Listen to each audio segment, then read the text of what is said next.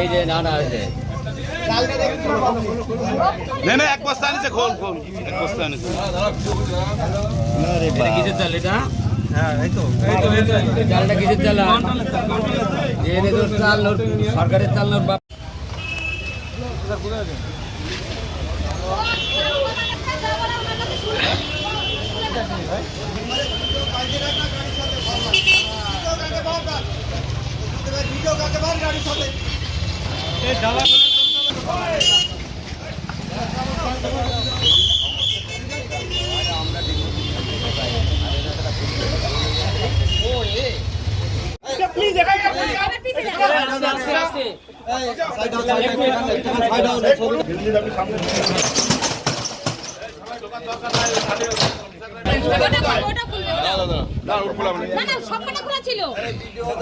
একই ব্যাপার আপনার যেখানে যে চারজন ঢুকুন সেটা ঢুকুন আপনি যান লাইটটা জ্বালো তুমি লাইটটা জ্বালাও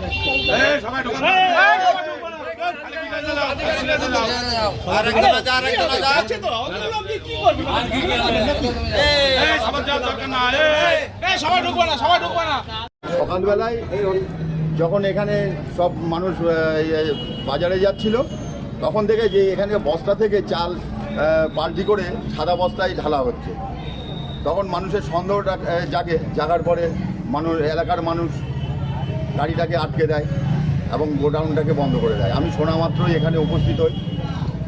ফুড সাপ্লাই বলে যে এটা আমার চাল না।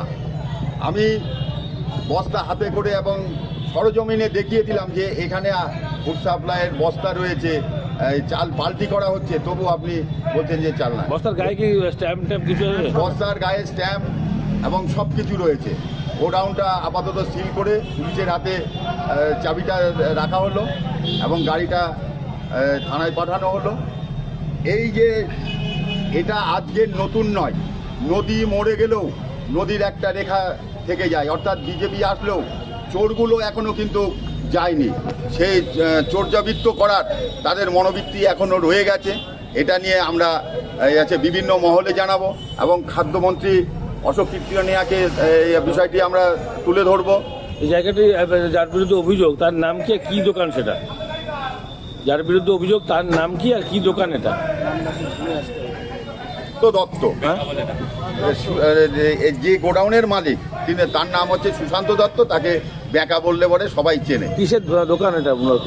এটা দেখা যাচ্ছে যে কোনো এই একটা গোডাউন, চালের গোডাউন, সেটা একদিনের নয়, দীর্ঘদিন ধরে যে এই কারবার চলতো, এটা পরিষ্কার বোঝা যাচ্ছে যে এটা দীর্ঘদিন এইভাবে এখান থেকে চুরি।